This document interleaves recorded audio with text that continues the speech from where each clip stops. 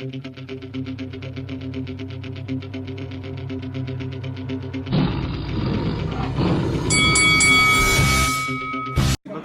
what's up? It's Butter Jack. You're watching Lights Out TV. Good afternoon, everybody, and thank you very much for coming along today. We're splitting the press conference into two halves, if you like. We're concentrating, of course, today on the undercard, the main event coming up at a press conference here tomorrow. Nathan Gorman and Daniel Dubois, and Joe Joyce and Brian Jennings will be taking to the stage after we've gone through the fights, which are represented by the guys up here. But it's a tremendous bill, which I think has generated as much interest and speculation as many in recent months and years. Top of the bill, it really sells itself. It's one of the best heavyweight title fights, British heavyweight title fights in many a year. And I can honestly sit here and say, I simply do not know what's going to happen. It's a fascinating fight. And Francis, first of all, a few words from you. Terrific bill to be involved in, and a great lineup of fights. It's another fantastic bill we're putting on. Following on from the show in Leeds last month. We're doing it again this Saturday and producing the top bills for the fans. Both obviously in the ring and live on BT Sport. Saturday's card from especially the televised portion of it from top to bottom is second to none. All these guys are stellar professional fighters who are all at they're all at different stages of their careers, but will fight for world titles and will win world titles, and they're all in tough fights on Saturday. Especially the top of the bills, the two heavyweight fights. I think they're genuine 50-50, both of them. And Liam, Sonny and Archie looking to continue their progression up the world rankings. And it is a sales pitch which has to be made as well, and tickets are still available. Some tickets still available, and you can get them on the website behind us, which is axis.com, and some still available. So if you haven't got them, make sure you snap them up. Well, let's start with the fights that are represented by the guys up here now. First of all, Sonny Edwards, who's away to my left here, from Croydon, fights out of Sheffield. Vacant IBF International Super Flyweight title fight against Hiram Gallardo from Mexico, who's had just 2 defeats, I think it is, in 16 fights, and is typically a tough game Mexican. And Sonny, the guy who, so far as British opponents are concerned, seems to be the one who nobody wants. You've performed so well in your recent contests, you've become a little bit of an avoided man. Yeah, that's the way it seems to me at the moment. I mean, I know the promotion team France 1 was going to win the purse bid, to the best of my knowledge, for the British, and they pulled out with an hour to go. They weren't interested even hearing what the offer was. And they still got locked out of fighting for the British for a year, whatever the penalty is. And it's frustrating really, because I would like to build my career the traditional way. You know what I mean? I think that's sort of the golden route that everyone would like to achieve, go English, British, Commonwealth, European, and that way. But that's not happening for me right now, because maybe I'm too much of a risk for what I can offer, as an opponent. Even though right now I'm getting good TV back on BT, it's a massive platform. This will be my 3rd fight in a row live on a TV slot in BT. That don't happen all too often with flyweight and super flyweight, so I'm happy I'm here for it. But yeah, I'm open to speak with any of the British flyweight, super flyweights to fight. Absolutely any of them. Obviously it's got to make sense, whether that's titles, whether it's opportunity, whether it's purse. If it makes sense, then I'm there. There's not a single name that I wouldn't. But for now, I'm not going to let anyone sort of delay or stall my career. I've learned from my brother's mistakes. He was promised a world title fight against a British fighter, vacated his British for that to happen, and then ended up boxing 2 8-rounders in 12 months.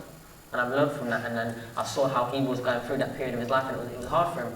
Obviously he went full circle and he ended up winning the WBC world title.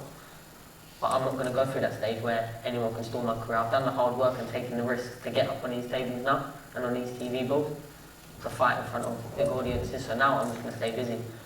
I'm getting really looked after by my management team, my promoter, to the best of my knowledge, is happy with me, how I'm performing, how I speak, how I hold myself.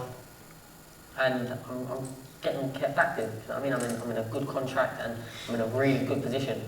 And right now, the only person that sort of can take that away is by me not performing in the ring. So as long as I keep up my hard work in the gym and turn up on the nights, then I can only see it going an upward trajectory. You had your wins against Ryan Farag and then Junior Granados, which was a tremendous performance after he clipped you early on. He came and did what was necessary there. And then your Portuguese opponent in your last fight, Pedro, Modos, and stopping him in 8. What do you regard as your best performance then, coming into this fight against Gallardo? The best performance of my career tonight I remember the most so far is the Ryan Farag. That was meant to be a very hard step up. Obviously I headlined my first show as well, which was like a sort of a boxing bucket list tick. And there was a lot of bad blood build up. I think we built fighting very well for 2 super flyweights. He's had a few losses and I hadn't boxed on TV at all at this point. So to main event and a decent little card in your call. And then I built off that, but that was the night that was sort of like a coming of age performance, because a lot of people, and they wouldn't have been wrong in thinking it was a hard fight, and a lot of people had him to cause me nightmares that fight, and it just didn't happen. And then obviously the Granados fight I boxed only 7 weeks after, I did get put down, and like I said, I sustained an injury in the second round, but I got through it. I showed that I'm made of tougher stuff than that. You hardly put a glove on you after that knockdown. Yeah, and before he didn't really, to be honest, but then after he swung that big dark right hand, I thought he's not doing that again. But like I said, I'm just enjoying it. And Pedro Matos, I was coming off an injury. From when I got injured to when I started training, I did not step in foot in the gym for 8 weeks. You know what I mean? I ballooned up, I put on over 2 stone. So that was just sort of coming back into it, and I performed very well, and I felt as fit as I ever have. So what about this Mexican lad? What sort of fight can we expect? Is he a typical sort of Mexican fighter? Do you know what? I don't ever study too much of my opponents. I look at them when I get off an opponent, and I look at them with my trainer, but he tends to watch the whole fights, and I just watch a minute of the round and say, yes, usually that's been the pattern so far.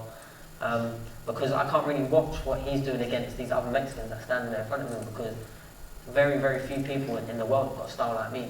So they can look great against someone that's standing there in front of them, but until they're in with me, then they're different. They're a different fighter, because I'm in the ring with them. But he's never been stopped. Like I said, he's boxed up at featherweight, winning against undefeated fighters that signed to Golden Boy, on Golden Boy promotion. So he's no mug, and he's coming to win. I mean, this is why the IBF passed this opponent. We had an opponent that was knocked back, unfortunately, another one of Jamie Collins' ex-opponent, the one before his world title. And that was another war. I think Jamie Collins got put down in the 7th, but got the win on a split decision. But that would have been a good stepping stone. But this fight here, very tough from what I've seen. It's typical Mexican. Come to have a go. If I'm standing in front of him, he'll be throwing punches. If I start slowing down, he'll keep going. You know what I mean? And never stopped. Yeah, of course. Like I said, I've never tried to sell myself as the biggest puncher in the world.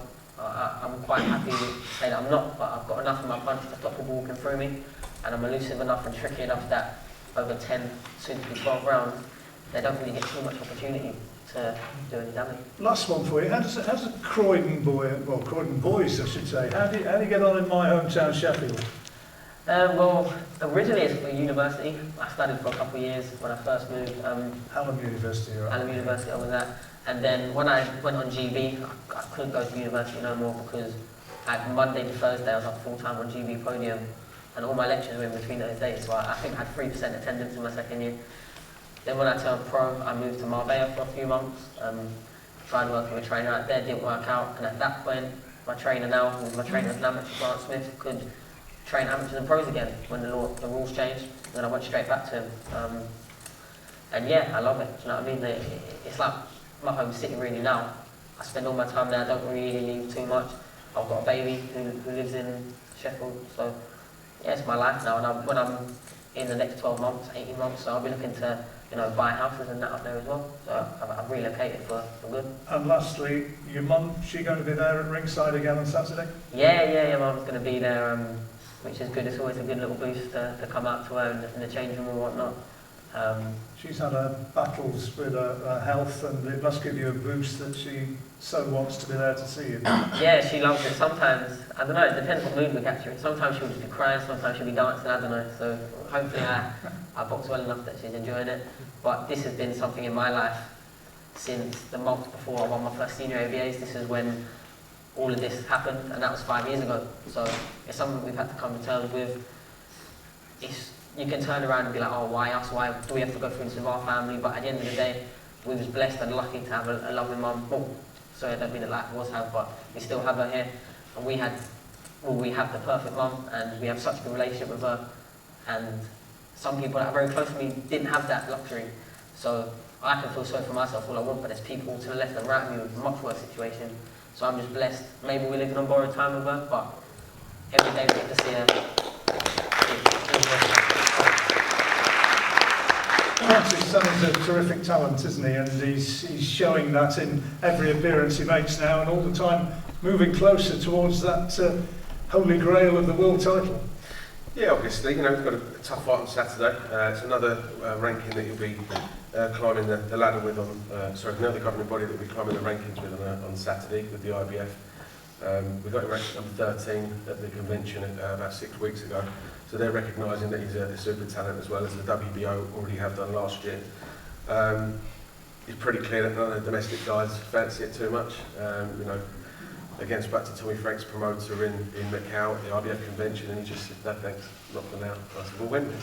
So, that's you it. know, Every time I get told, oh, when the time's right, every single time when the time's right, the time will never be right. Because when I win a world title, if you think for a second I'll turn around and give any of these jokers an opportunity, it's not happening. Yeah. It's not happening. So Sonny's, you know, he's almost like press fast forward on the quality of the opposition that he's facing. But as you can hear from, you know, how grounded he is, how dedicated he is, and, you know, relocating to a new city and starting a family in a new city, it's not something he's playing at. Sonny did an interview with BT Sport a few months back, and he said that he's been doing this for, you know, since he's 11 years old. So, you know, it's not something that he's taking lightly at all. This is his life and his career, and he's doing it to better himself, better his family. Let's move on to Archie.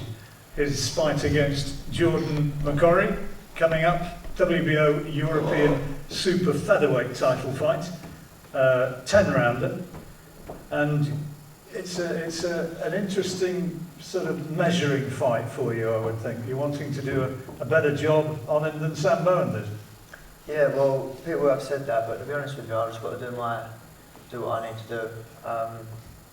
McCrory gives Sam Bowen a lot of troubles that night, so I've just got to make sure I get through with a win and win the style. I've been reading one or two of the quotes and hearing what he's been saying about the fights, and he thinks that his physical strength is gonna shock you, and that he's going to be able to put it on you as others haven't. Yeah, well, this is the thing I've been in this game now since I was 7 years old, and I keep hearing the same stories. When I'm 24 and nothing's changed, so yeah, he's going to get in there, he's going to get himself fit, strong, try and rough me up for 10 rounds, like they all say they're going to do. Pretty much as Leon Woodstock said he was going to do. Well, exactly that. My footwork was too much for him, and it'll be the same on Saturday. And he's going to be shocked because it's 9 months now since I boxed Woodstock, so I've got a lot stronger myself, and he's going to find out about himself. You do feel that you're a physically stronger man than you were that night in Leicester? Yeah, 100%, and in training it's showing, so it's good. I'm looking forward to Saturday. You mentioned your footwork there. How much is that the key to your terrific success? Is that what you really think you are exceptional at? Yeah, my footwork is phenomenal, and it has always been. So yeah, I'll just keep them. Everyone, when I first turned pro, everyone said, "Oh, yeah, too much of an amateur style. You can't do that in the pros." But at the end of the day, I train that hard. I can do it for 15 rounds. So it doesn't matter. So, and you'll, like I say, on Saturday, you'll see that this fighter's going to come out. He's going to try and rough me up, and he's going to fall through ropes. And I should make easy work of it on Saturday. But like I say, he's a tough opponent. But I've trained hard to make. No one's coming, especially to my hometown, and take my belt off me. So. Last fight, you landed some pretty good body shots to put the guy in trouble, and showing a little bit of that power that you're talking about. Exactly that. Listen, no one has said that I'm a big heavy puncher, but and they're saying that Sam Bowen is a big puncher. Sam Bowen's not stopped many more than me, so I'm starting to show now that I can put people away, and the more I grow into the super featherweight division, into the weight, the stronger I'm getting, and on Saturday you will see that. Is Sam Bowen, provided you come through on Saturday, is Sam Bowen an inevitable fight somewhere down the line? I mean, there are other people like Zelfa Barrett, for instance. Yeah, at the minute the super featherweight division is hot. It is on fire at the minute, and there's some great fights out there. Obviously, Jamel Herring, the WBO world champion, has mentioned my name as well in interviews. So, like I said, I've got to get through Saturday, make sure I put on a good performance, and then I'll go back with the team and have a look at what options we've got. Still only 24, aren't you, as well? I mean, there's time on your side. It doesn't have to be tomorrow to get this world title fight. There's really no rush. 100%, but also I wouldn't take fights where I don't think I'm going to win. So if I wouldn't take that fight if I thought I wasn't ready for that fight. Francis, the whole division at the moment is exciting in this country. It is, yeah. I mean, it's quite similar to the, you know, if you look at the featherweight division, you know, Josh Morrison beat, you know, 3 domestic opponents in a row for, you know, to win and defend his world title. We're getting treated at the super featherweight division, you know, even earlier, because these guys are all, you know, between 10 and 20 fights. You know, if you look at, you know, Archie and Leon last year, Archie and Leon and Zelfa, you know, in Leeds. You've got a great fight between Sam Bowen and Kikachi, and you know, Bowen and McCory was a great fight as well. And now, you know, so they're all in the mix together. And you know, I think the real winners here, obviously, are the fans, because they're getting treated to some fantastic nights of boxing. With Archie, he's got a real tough fight on Saturday. I thought Jordan McCory really gave a good performance against Sam Bowen. And you know, as soon as when the fight finished, I just said to Jordan, I said, please come back and fight for us again, because you're going to be a real test for any of our guys, and that's what Archie's got. But I feel Archie's got all the capabilities to put on a fantastic performance on Saturday, to come through it looking really good.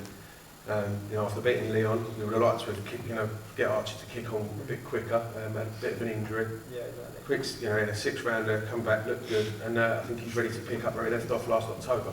And really looking forward to seeing you back doing what you do best. Jordan said he's going to come out all guns blazing. Is that going to be something you'd welcome if he comes straight at you, trying to rough you up from word go? Yeah, 100%. That's what I'm expecting. That's what I've trained for. So I've trained harder now than what I did when I boxed Woodstock. So, like I say, I'm in the best shape now. And like I say, on Saturday he's going to come and he's going to try and hunt me down and do what everyone else says they're going to do. And I'm sure you're finding now that boxing fans are really starting to take notes. You've had the exposure, and you've produced the performances to go with it. Exactly that. It's getting there now, and I've just got to keep winning, keep doing what I've got to do, and all these big opportunities will come. Right. Let's move on to Liam, who's going to be fighting Karim Achour for the vacant WBC silver middleweight championship, and I lose track of exactly what these mean. That guarantees a top 10 ranking, does it, Sir Francis? Well, Liam's already number 10, so is it top 5? I'll you know, when Liam wins this on Saturday, we'll put a request in on the Monday morning for top 5 ranking. Yeah, I mean, I think Hassan Adam is ranked number 4, who was the previous holder of the belt. So you know, that's where this belt gets you. You know, real recognition, and you know, you're only 1 or 2 fights away then from in the mandatory position for a world title fight. And he really is moving impressively now towards a likely world title fight. I guess you could say within 12 months. Really enjoyed his boxing. You know, came to me at the workout yesterday. Well, you know, shadow boxing. Give me 5 extra minutes. I'm enjoying this. Well, he wants to fight. Yeah, no, not 5 minutes for me. But 5 minutes extra. You know, in front of the crowd, and you know, he's enjoying it, and I think obviously after the setbacks he had, he's come back so strong, and he knows we're all fully behind him, and really, you know, he's motivated to win that title on Saturday and get back in the world title mix. Yeah, since you've switched up to Sheffield after those defeats against Liam Smith, terrific win against Mark Heffron, which I thought that night you were absolutely outstanding. It really was a very good performance. And then the first defence against Joe Mullender, who you put him away in quick time, as you said you would do. How happy are you with the way your career is right now? Yeah, everything's gone perfect, everything's gone to plan, you know. I believe the move to Sheffield was the best move of my career. It came at the right time. I'm still young enough to keep learning and progressing, you know, whereas if I'd done it 2-3 years later, who knows, I might not have slipped into the mold now. But yeah, I mean, it all came at a good time. I'm performing well. Happy with my performances, but I believe I need bigger name opponents now to bring the best out of me, because I honestly feel like, you know, I'm too good for these guys I'm fighting. I've got a hard fight Saturday night, you know, with a highly ranked guy, previously been European champion and stuff, so he could bring, you know, it could be a tough fight, but I'm going in there with I got every plan to stop him, because no one's done it before and I want to make a statement. Went the distance with Martin Murray, went the distance last year with David Lemieux. I mean, he's obviously a guy who knows his way around the boxing ring. He sounds tough. Yeah, of course. He's been around anybody with that much experience and that many fights under the belt. They're always going to be tough on the way around the ring, obviously, but I mean, I just believe I'm on very good form at the moment, and I'm only getting better, getting stronger. I'm not struggling to make weight at all, making it easy. Yeah, I think you're going to see another devastating performance on Saturday, and I'm going to be the first man to stop him. What's been so good for you about the move up to Sheffield? What is it about the Ingle gym that you like? I think mainly for me just the dedication side of it. I'm away from home. I got no distractions. If you look in the fridge in my flat, there's 1 pint of skim milk in the fridge, nothing else. I got no option to go in the fridge and like cheat them. You don't like food? Yeah, so I got no one phoning me to like, oh, do you want to just come for a little bit of food? Do you want to do this, do that? I'm waking up early in the morning, I'm training, I'm going back, I'm lying in bed until I train again. And that's my life. And that's why I've kept pushing on now, and my performances are only getting better, because I'm living the right life and everything is perfect. And I've obviously got a great trainer in Dominic Ingle. Have you got more self-belief, Liam, than you had maybe 3 years ago, 2-3 years ago? You know, I mean, it's all very well for us to say he's a world-class fighter, but do you now really believe that? 1,000,000%. I believe I'm going to win a world title within the next year, probably.